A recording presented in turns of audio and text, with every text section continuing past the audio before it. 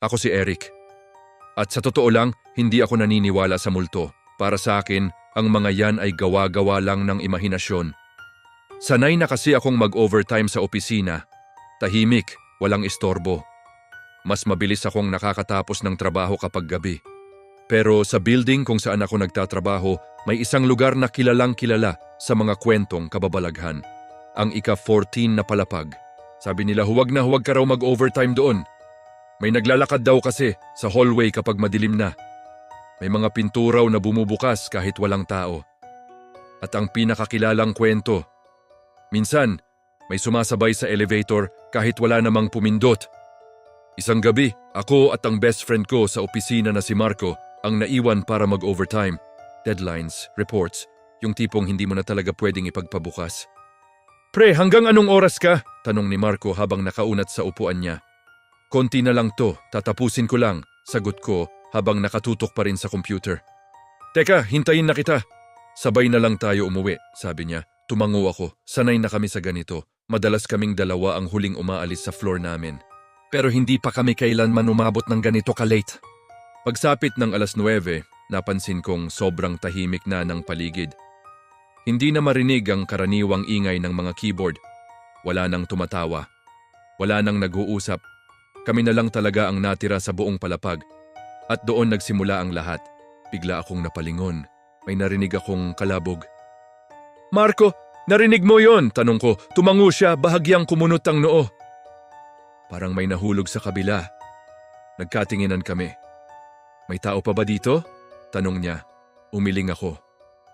Akala ko tayo na lang. Pilit naming binaliwala. Kailangan naming matapos ang trabaho.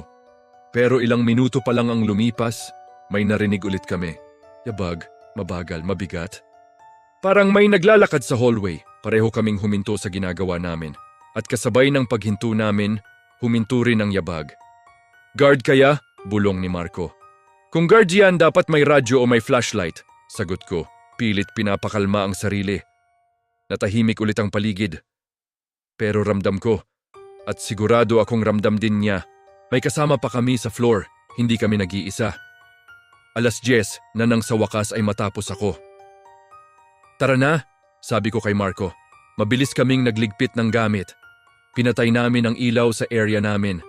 Habang naglalakad kami sa madilim na hallway papunta sa elevator, may narinig na naman kaming yabag. Sa likod namin, huminto kami. Huminto rin ito. Nagpatuloy kami sa paglalakad at sumabay ulit ito sa amin. Mas mabagal, mas mabigat. Parang hinihila ang mga paa. Hindi na kami naglakas loob na lumingon pa. Diretso lang ang tingin namin sa elevator. Habang hinihintay naming bumukas ang pinto, napatingin ako sa dulo ng hallway. May nakatayo roon, isang lalaki. Hindi ko maaninag ang mukha niya dahil sa dilim.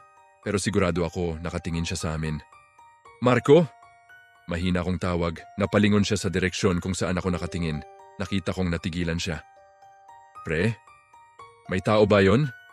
Tanong niya. Nanginginig ang boses. Hindi ko alam, sagot ko. Hindi siya gumagalaw. Nakatayo lang parang may hinihintay. Nang bumukas ang elevator, halos mag-unahan kaming pumasok. Habang dahan-dahang nagsasara ang pinto, sumilip ako ulit sa hallway. Wala na yung lalaki, nawala na siya. Baka guard nga lang, sabi ni Marco, pilit na pinapaniwala ang sarili. Pero bago pa kami tuluyang makababa, biglang nagbukas ulit ang pinto. Nasa 14th floor pa rin kami, walang pumindot, walang pumasok, tahimik. Tapos, may narinig kaming yabag sa labas. Papunta sa elevator, mabagal, mabigat. Parang hinihila ang mga paa. Isara mo! Isara mo! Bulong ni Marco habang sunod-sunod na pinipindot ang close button. Pero hindi agad nagsara. Palakas ng palakas ang yabag. Papalapit na sa harap namin. Tapos, bigla itong tumigil. Sa wakas, dahan-dahang nagsara ang pinto ng elevator. Pero bago ito tuluyang sumara, may nakita ako, isang paa, nasa gilid ng pinto. Parang may nagtangkang humabol para pumasok. Kinabukasan hindi namin napigilang magtanong. Tinanong namin sa lobby kung may guard ba na nag-round sa 14th floor kagabi. Wala po, sagot ng receptionist. 7:00 pa lang po, pinapababa na ang lahat ng tao.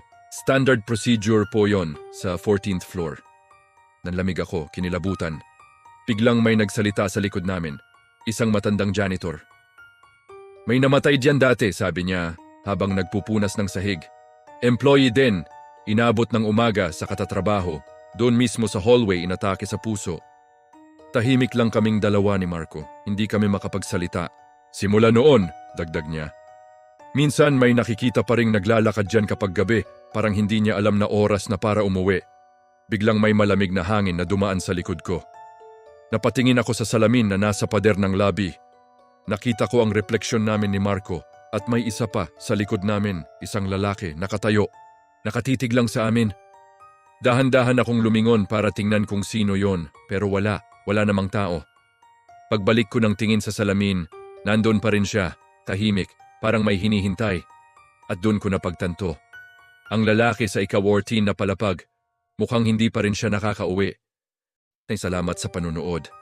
Kung meron din kayong mga katulad na karanasan sa inyong opisina, i-share nyo naman sa comments sa ibaba. Huwag kalimutang mag-subscribe para sa mas marami pang kwentong katatakutan. Mag-ingat kayo palagi, lalo na sa mga nag-overtime sa 14th floor